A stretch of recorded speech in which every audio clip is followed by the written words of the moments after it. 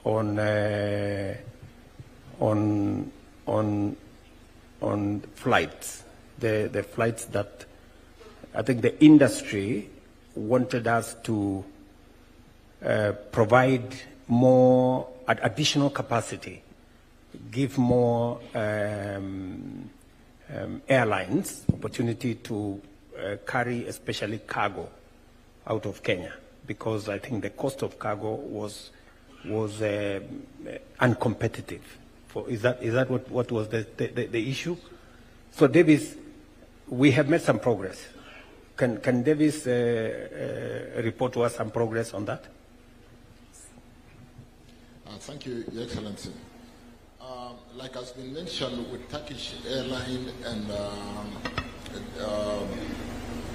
Qatar Airline, Your Excellency, we've done some significant work, including what has been mentioned with respect to signing code sharing.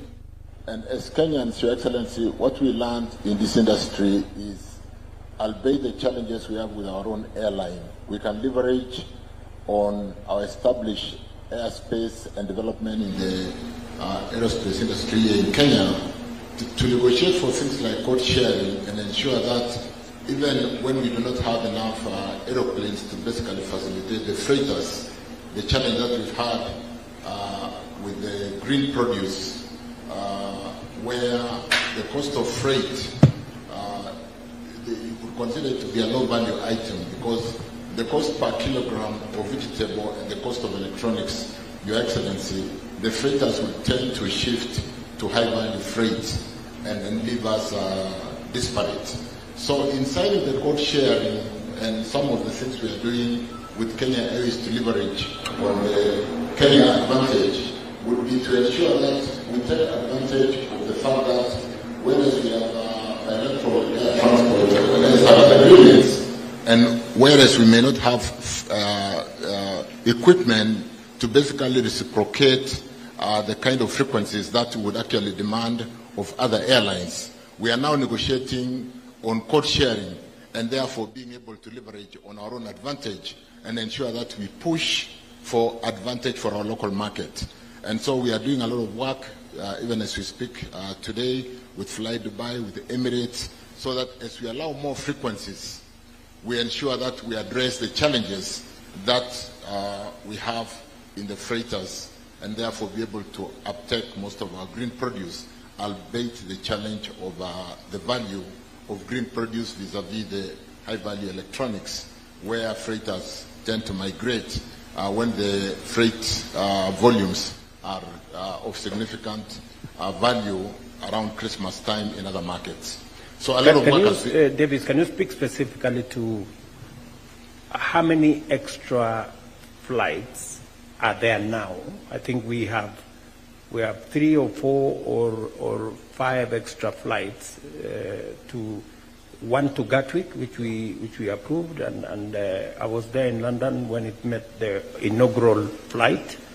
We have other flights that have been allowed to ease the burden of exports from Kenya, or exporters. Thank you, Your Excellency.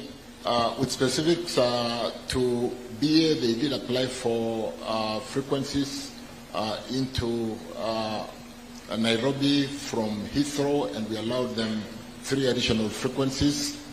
We have 3 additional frequencies per week into Gatwick, and within these frequencies, we basically really drilling down to take advantage of the challenge, like I said, where we don't have enough equipment. Like has been mentioned by Carol, we now have the frequencies into Istanbul by Turkish Airline, and of course the code sharing work that we are doing. You know, Your Excellency, what it means is that we can actually sell airline tickets on KQ and you can fly Qatar. And therefore we are saying you don't necessarily, as a country with very developed airspace or aerospace, you don't necessarily need to have enough equipment to take the number of passengers or the freighters that we need. We could actually sell tickets and fly on an airline that we share, that we have code sharing. And therefore, ground handling issues where we could be handling, doing ground handling for Emirates, for Fly Dubai, for all these other airlines, and therefore be able to build our own industry as we continue to collaborate, albeit the BASA requirements.